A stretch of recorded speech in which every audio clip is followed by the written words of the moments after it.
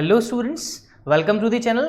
सो जैसे कि स्टूडेंट आपको पता है मैक्रो इकोनॉमिक्स में हमने नेशनल इनकम तक कंप्लीट कर लिया है और नेशनल इनकम में हमने तीनों ही मेथड को कंप्लीट किया, that is value added, income method और एक्सपेंडिचर मेथड।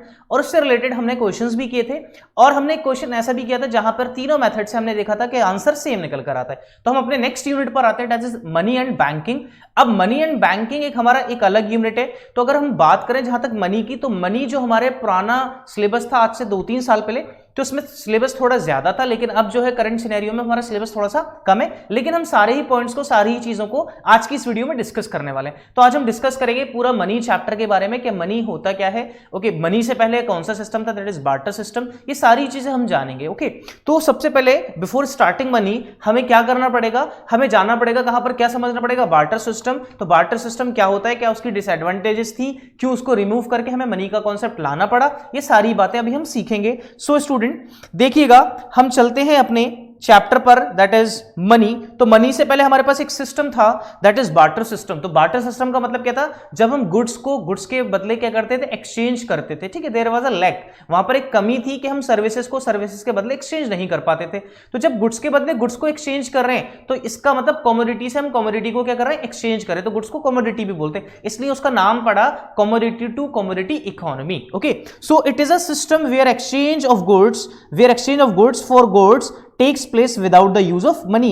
बिना मनी के यूज के हम गुड्स के साथ क्या करते थे, एक्सचेंज। इसीलिए इसको क्या बोला जाता है, C2C इकोनॉमी। ओके, और commodity to commodity economy. Okay, यहां पर हमारे पास क्या है, देखिए दो गुड्स हैं, तो दो गुड्स आपस में क्या हो रहे हैं, एक्सचेंज हो रहे हैं। दो गुड्स आपस में क्या हो रहे हैं, एक्सचेंज हो रहे हैं। इसी को क्या नाम देते थे हम, इसी को बार्टर सिस्टम का नाम देते थे। तो आज भी गांव में कुछ ये चीजें देखने को मिलती हैं भाई, लोहे प्लास्टिक से आप कुछ परचेस करते थे, तो आपने उनको लोहा प्लास्टिक दिया, उन्होंने आपको अमरूद दे दिए। तो इसका मतलब क्या है कि बार्टर सिस्टम है। ठीक है, अब देखिएगा नेक्स्ट है कि उसकी कुछ लिमिटेशंस थी जिसकी वजह से हमने इसको रिमूव करना पड़ा और एक ऐसा जनरल कॉन्सेप्ट लाना पड़ा जिसको हर कोई एक्सेप्ट कर ले। ओके, नेक्स्ट क्या है, लिमिटेशंस का मतलब डिसएडवांटेजेस। तो डिसएडवांटेजेस क्या है, सबसे पहले अगर हम देखें, lack of double coincidence of wants. तो lack of double coincidence of wants का मतलब क्या है, let us take an example. एक पर्सन के पास शूज हैं, ठीक है, एक पर्सन के पास है वीट। एक पर्सन के पास क्या है, वीट।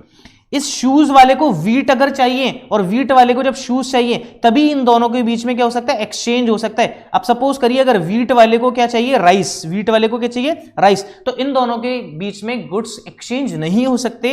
तो that is the goods possessed by two different individuals must be needed by each other. दोनों को उसी की क्या होनी चाहिए, जरूरत होनी चाहिए। शूज वाले को वीट की और वीट वाले को किसकी, शूज की। नेक्स्ट है हमारे पास lack of common measure of value. Okay, हम किसी भी गुड्स को मेजर नहीं कर सकते थे क्योंकि वहां पर हमारे पास एक कॉमन मेजरमेंट नहीं था कि हम किस चीज को किस में मेजर करें। अब सपोज करिए एक हॉर्स है, ठीक है, एक हॉर्स है और आपने उसको 10 बोरे चावल, 10 sacks ऑफ राइस में आपने उसको एक्सचेंज कर लिया। लेकिन अगर हम आज की बात करें तो घोड़ा क्या है, बहुत महंगा जानवर है। ठीक है, अब आपने 10 बोरे चावल में उसको एक्सचेंज नहीं करोगे, तो इसका मतलब क्या, lack of common measure of value था कि हम किसी भी चीज को मेजर नहीं कर सकते थे। That is one good is valued in terms of another good since there was no money. Okay, next is lack of standard of deferred payment और future payment. In case of barter system there was no system of future payment. वहां पर future payment का कोई concept था नहीं। क्यों नहीं था, क्योंकि हैंड टू हैंड गुड्स को क्या करना था, हमें एक्सचेंज करना था। लेकिन अगर हम मनी की बात करें, ठीक है, आफ्टर बार्टर सिस्टम के बाद एक ऐसा सिस्टम लाए हम मनी में क्या है, फ्यूचर पेमेंट पॉसिबल है। नेक्स्ट है lack of store of value, कि हम किसी भी चीज को बहुत टाइम तक स्टोर नहीं कर सकते थे, जैसे आपको इस पिक्चर में नजर आ रहा होगा। ठीक है, लेकिन मनी को हम क्या है, स्टोर कर सकते हैं। नेक्स्ट है lack of system for transfer of funds value. Easily हम गुड्स को क्या नहीं कर सकते थे, ट्रांसफर नहीं कर सकते थे। लेकिन अगर हम मनी के कॉन्सेप्ट की बात करें तो इजीली हम क्या कर सकते हैं, हम नेफ्ट के थ्रू ट्रांसफर कर सकते हैं। ठीक है, नेफ्ट के थ्रू। ओके, हम आरटीजीएस कर सकते हैं, तो यहां पर बहुत सारे तरीके हैं। हम ऑनलाइन बैंकिंग कर सकते हैं, बहुत सारी चीजें जो हम फंड्स को क्या कर सकते हैं, ट्रांसफर कर सकते हैं। ओके, सो ये डिसएडवांटेजेस थी किसकी, बार्टर सिस्टम की। तो एक ऐसा कॉन्सेप्ट के लिए सोचा जो क्या हो, ये सारी कमियां उसमें ना हो। तो एक कॉन्सेप्ट ने जन्म लिया जिसका नाम है मनी। तो what is money? Money can be defined anything that is generally acceptable as a medium of exchange and act as a measure of and store of value. तो मनी कुछ भी हो सकता है जो क्या हो, जनरली एक्सेप्टेबल हो, जिसको हम स्टोर कर सकते हैं। ओके, और क्या है, जो एक कॉमन मेजर ऑफ वैल्यू जिसको हम किसी भी चीज में मेजर कर सकते हैं। लेट अस सपोज ये मेरे पास जो स्टाइलस है ये 10 रुपए का मान लो, ठीक है, तो इसका क्या है, हमने 10 रुपए में क्या कर लिया, मेजर कर लिया। ओके, ठीक है, तो अब बात करते हैं इवोल्यूशन ऑफ मनी की, कि मनी का इवोल्यूशन कैसे हुआ। तो अगर हम बात करें सबसे पहले हमारे पास एग्रीकल्चरल गुड्स हुआ करते थे। क्या हुआ करते थे भाई? मनी किस फॉर्म में था पहले? एग्रीकल्चरल गुड्स को ही हम क्या कहते थे भाई? यही मनी है, क्योंकि मनी तो बाद में आता है, एग्रीकल्चरल गुड्स। उसके बाद हमारे पास क्या आ गए? Metallic coins. उसके बाद क्या आ गए हमारे पास? मेटेलिक कॉइन्स आ गए। क्या आ गए हमारे पास? मेटेलिक कॉइन्स आ गए स्टूडेंट, ठीक है। उसके बाद हमारे पास क्या आ गया? मेटेलिक कॉइन्स के बाद हमारे पास पेपर नोट आ गया। हमारे पास क्या आ गया? Paper note, okay, paper note या फिर कॉइन्स, क्या आ गए? पेपर नोट और कॉइन्स। उसके बाद अगर हम आज की बात करें तो हमारे पास प्लास्टिक मनी ने भी जन्म ले लिया। किसने जन्म ले लिया? Plastic money. अब ये सारी प्लास्टिक मनी क्या होता है भाई? आपने क्रेडिट कार्ड और डेबिट कार्ड का नाम सुना है, तो ये प्लास्टिक मनी। तो इवोल्यूशन हुआ, तो मनी ने अपने कई रूप बदले। जब से बार्टर सिस्टम से लेकर यहां तक मनी ने अपने कई रूप बदले। हमने देखा पहले गुड्स कैसे एक्सचेंज होता था, फिर उसके बाद कैसे कॉइन्स आए, कैसे नोट्स आए, फिर अब हम क्या यूज करते हैं? हम ज्यादातर आजकल यूज क्या कर रहे हैं भाई? हम इलेक्ट्रॉनिक बैंकिंग क्या करते हैं? यूज कर रहे हैं, फिर मोबाइल बैंकिंग यूज कर रहे हैं। मतलब हम क्या है, हमारे पास जो क्रेडिट कार्ड है, डेबिट कार्ड है, उनको भी ज्यादा यूज कर रहे हैं। फोन पे, पेटीएम, ठीक है। अब देखिए, जेब में भले ही पैसा नहीं है, लेकिन ऑनलाइन इलेक्ट्रॉनिकली क्या हो रहा है? वहां पे पेमेंट हो रहा है और रिसीव्ड हो रहा है, ठीक है, अमाउंट। तो ये सब क्या है? तो मनी ने अपने कई रूप बदले हैं अब तक, ठीक है। बात करते हैं फंक्शंस ऑफ मनी की। तो मनी के पहला फंक्शन है प्राइमरी फंक्शन। तो प्राइमरी फंक्शन में दो ही है, एक तो मीडियम ऑफ एक्सचेंज है, ठीक है, और दूसरा क्या है? Major of value. Medium of exchange और मेजर ऑफ वैल्यू। उसके बाद है हमारे पास सेकेंडरी फंक्शन। सेकेंडरी फंक्शन में सबसे पहले स्टैंडर्ड ऑफ डेफर्ड पेमेंट, मतलब future payments in case of money, ये पॉसिबल है। स्टोर ऑफ वैल्यू, कि हम मनी को एज अ स्टोर कर सकते हैं, ठीक है। उसके बाद हमारे पास एक कंटिजेंट फंक्शन भी आता है। क्या आता है? कंटिजेंट फंक्शन, ठीक है। क्या आता है? Contingent function. अब देखो कंटिजेंट फंक्शन क्या है। तो नेशनल इनकम की डेफिनेशन क्या थी? National income is the sum of all money values of all final goods and services which are produced in a country during an accounting year. तो भाई क्या है कंटिजेंट फंक्शन? मनी क्या है? Help करता है किसमें? To estimating national income, okay. उसके बाद आता है हमारे पास money supply. It is the important topic, okay, it is the important one. अब यहां से 1 से 3 नंबर का क्वेश्चन पूछ लिया जाता है। 1 नंबर में क्या पूछेगा, 3 नंबर में क्या पूछेगा, वो भी आपको बताता हूं, ठीक है। तो अब हम बात करते हैं मनी सप्लाई की। तो मनी सप्लाई क्या है, ठीक है। तो मनी सप्लाई क्या है? Principal components of money supply, पहले ये देखना, currency held by the public. Currency held by the public मतलब जितनी भी पब्लिक के पास क्या है? करेंसी है वो। दूसरा, डिमांड डिपॉजिट्स और current account of people with commercial bank, okay.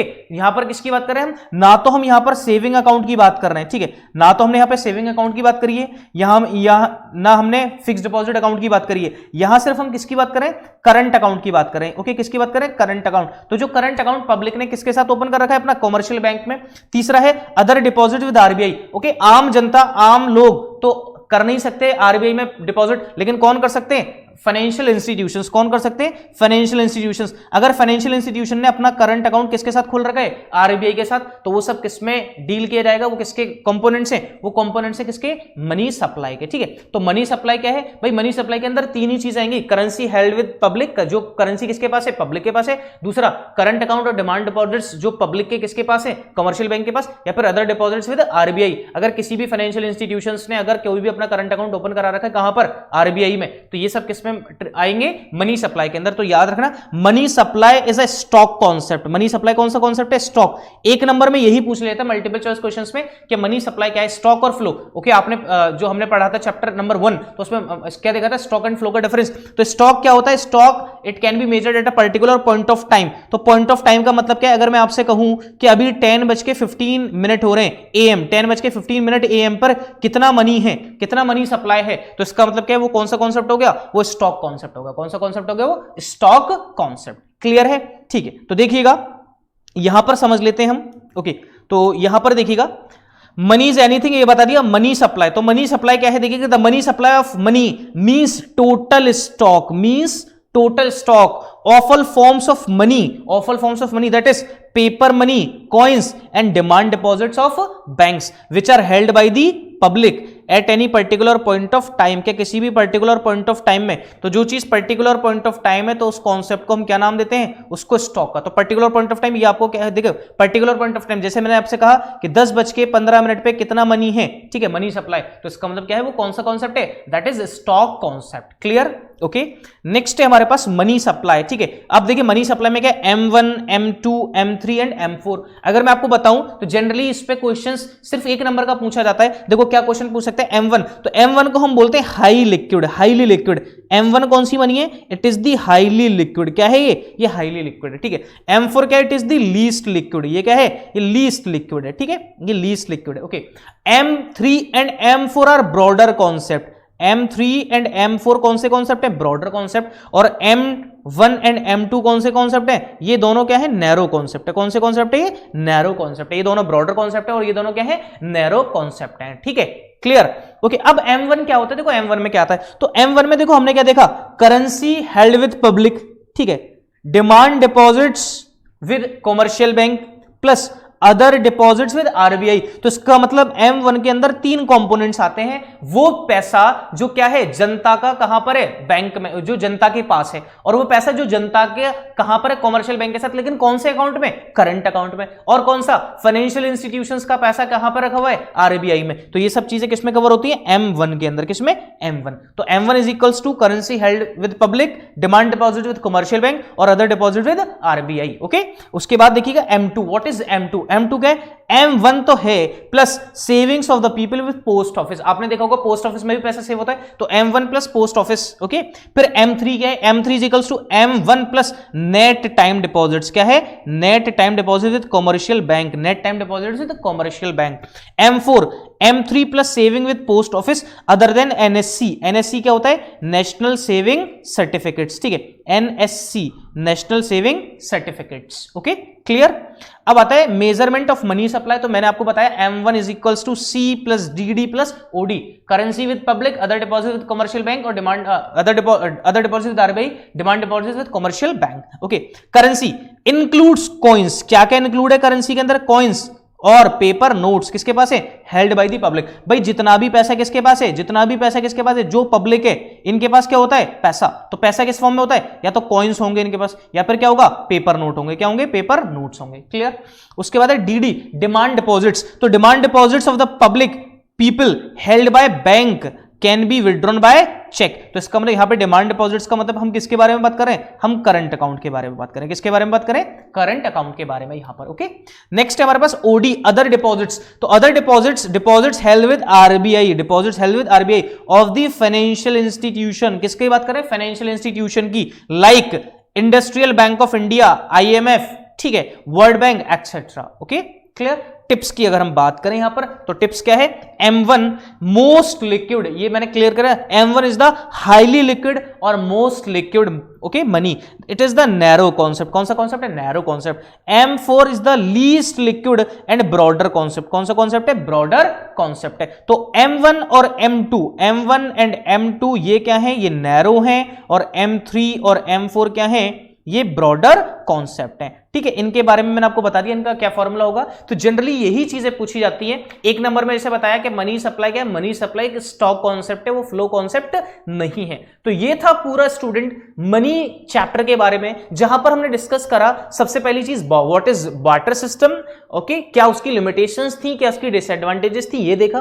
तो जो डिसएडवांटेजेस, जो लिमिटेशंस किसकी थी? बार्टर सिस्टम की। वो सारी एडवांटेजेस किसकी बनी? वो मनी की बनी। तो मनी का मीनिंग देखा, ठीक है, मनी के फंक्शंस देखे कौन कौन से, प्राइमरी, सेकेंडरी एंड कंटिंजेंट। उसके बाद देखा हमने मनी सप्लाई। तो मनी सप्लाई में M1, M2, M3 एंड 4 और इवोल्यूशन ऑफ मनी। भाई सबसे पहले एग्रीकल्चरल गुड्स थे हमारे पास, फिर मेटालिक कॉइन्स आए, फिर हमारे पास क्या आया? हमारे पास करेंसी नोट आए, कॉइन्स आए, उसके बाद हमारे पास क्या आ गया? पेपर मनी आया। तो ये था पूरा का पूरा चैप्टर हमारा, that is money. So student, अब इसके अगर आपको देखिए अपने नोट्स बनाइए, अच्छे से स्टडी करिए आप लोग। ओके, आपके साथ बहुत सारे यूट्यूबर्स हैं जो आपको इस मुश्किल घड़ी में आपको पढ़ा रहे हैं। सो स्टूडेंट, अब आपको करना क्या है कि अपना जो भी डेली टास्क है, अपना डेली टास्क बनाइए, क्योंकि टास्क अब आपको खुद देना है। और अपने आपको टास्क देंगे कि भाई मुझे आज इतना कंप्लीट करना है, तो उतना आप कंप्लीट करिए, अपनी रेगुलर स्टडी करिए, अपने अच्छे से नोट्स बनाइए, शॉर्ट नोट्स बनाइए, जो एग्जाम के टाइम पर आपके पास शॉर्ट नोट्स हो, जिनको देखकर आप अपनी स्टडी करें। Okay, thank you students, thank you very much. अगर आपने अभी तक हमारे चैनल को सब्सक्राइब नहीं किया तो प्लीज सब्सक्राइब कर लीजिए और बेल आइकन को भी प्रेस कर लीजिए। ओके,